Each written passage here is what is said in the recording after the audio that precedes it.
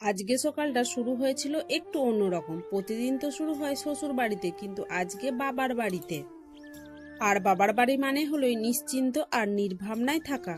আজকে ঘুম থেকে অনেকটা দেরি করে উঠেছিলাম, প্রায় 8টা নাগাদ। কারণ কি বলতো, জানি এখানে কোনো কাজের চাপ নাই, আর একটা কাজ না করলেও মা আছে করে দেওয়ার জন্য।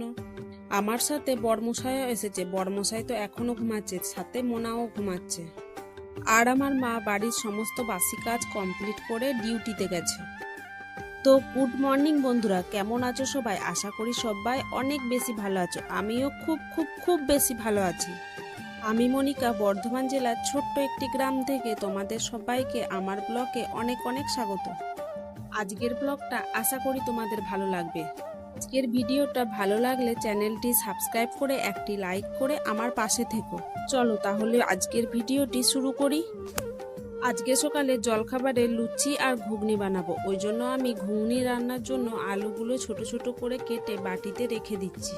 আলুগুলো কাটা হয়ে গেলে কালকে রাতে মা ঘুগনির জন্য মটর কলাইগুলো ভিজিয়ে রেখেছিল, সেগুলো জল দিয়ে ভালো করে পরিষ্কার করে আরেকবার ধুয়ে নিয়েছি।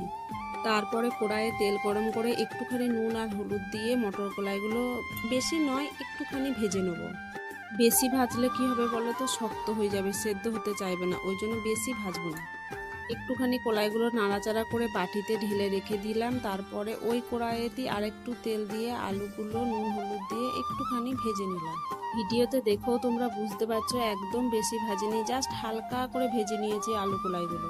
তারপরে ওই কড়াইতেই পেঁয়াজ দিয়ে পেঁয়াজগুলো একটুখানি ভেজে ওর মধ্যে আদা বাটা, রসুন বাটা, জিরে বাটা, ধনে বাটা, টমেটো কুচি দিয়ে পরে মশলাটা ভালো করে কষিয়ে নিলাম। মশলাটার মধ্যে একটুখানি জল দিয়ে কিছুক্ষণ নাড়াচাড়া করেছিলাম। তারপর ভেজে রাখা আলু কলাইগুলো দিয়ে ভালো করে কষিয়ে জল ঢেলে দিয়েছিলাম। ঘুগনি তো খাওয়ার জন্য রেডি হয়ে গেছে। এদিকে বুনি কিছুক্ষণের জন্য আটাটা মেখে রেখে দিয়েছিল। তারপর এখন দেখো লেচিগুলো কেটে নিচ্ছে। লেচিগুলো হাতে করে গোল গোল করে নিয়েছিল। তারপর এক এক করে লুচিগুলো ভালো করে বিলে রেখে দিচ্ছে থালাতে। দু বোন মিলে ব্রেকফাস্ট তৈরি করতে গিয়ে আজকে রান্নাঘরটার অবস্থা কি করেছি দেখো। শ্বশুর ঘরে হলে এতটা হয় না, এখানে কেন যে এতটা হয়ে যায় বুঝতেই পারি না। একদিকে আমি কড়াইয়ে তেল গরম করতে দিয়েছিলাম। কড়াইয়ে তেলটা গরম হয়ে গেলে আমি লুচিগুলো একটা একটা করে ভালো করে ছেঁকে নিই। লুচিগুলো দেখো কত সুন্দর ফুলছে, দেখেই খেতে মন যাচ্ছে। একটা জামবাটিতে লুচিগুলো ছেঁকে একসঙ্গে রেখে দিয়েছি। তারপরে একটা থালায় করে বর্মশাইকে লুচি আর ঘুগনি সাজিয়ে দিই। বর্মশাই তো খেয়ে বলেছিল খেতে দারুণ হয়েছে। তোমাদের কেমন লাগছে দেখে বলো কমেন্টে। গত রাতে ভালো কারেন্ট ছিল না, ওই জন্য ঘুমও হয়নি। মোনাকে ঘুম পাড়াতে গিয়ে আবার আমি ঘুমিয়ে গিয়েছিলাম। ঘুম থেকে উঠে দেখি 12:30 বেজে গেছে। মোনাকে খাইয়ে স্নান করিয়ে দিয়েছিলাম। তারপর আমি নিজে স্নান করে ভাত খেতে রান্নাঘরে চলে এসেছি। এদিকে দেখো মা কত কিছু রান্না করে রেখেছে। আজকে কিন্তু আমি একটুকুনও রান্না করার কাজে মাকে হেল্প করতে পারি নাই। অনেকদিন পর মায়ের হাতের রান্না তৃপ্তি করে খেয়ে বেরিয়ে পড়েছিলাম বড়বাবুর গ্রামের বাড়িতে সবার সঙ্গে দেখা করতে। মোনা দেখো পেছনে বসতে চাইছে না, বলছে বাবার সাথে স্কুটির সামনে দাঁড়িয়ে দাঁড়িয়ে যাব, কিন্তু রাস্তা তো খারাপ, মাথায় ঠোকা লেগে যেতে পারে, ওই জন্য তাকে বুঝিয়ে পরে পেছনে বসানো হলো। এখনো দেখো অনেক রোদ রয়েছে। আজকে রোদ থাকতে থাকতে বেরিয়ে পড়ছি, কারণ কি বলতো, যখন তখন বৃষ্টি নামিয়ে দিচ্ছে, মেঘের কোনো ভরসা নেই।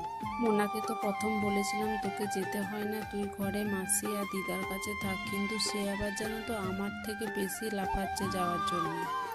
আমার বাড়ি থেকে বেশি দূরের রাস্তা নয়, তবুও প্রায় ঘন্টাখানেক লেগে যাবে।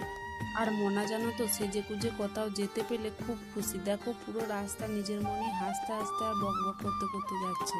গ্রামের বাড়িতে গিয়ে আজকে কোনো ভিডিও দেবো না, কারণ কি বলতো, কেউ জানে না আমার এই ভিডিও করা ব্যাপারে। যেদিন সবাই জানবে, একটু বড় হতে পারবো, সেদিন দেখাবো তোমাদের গ্রামের শ্বশুর বাড়ি আমার।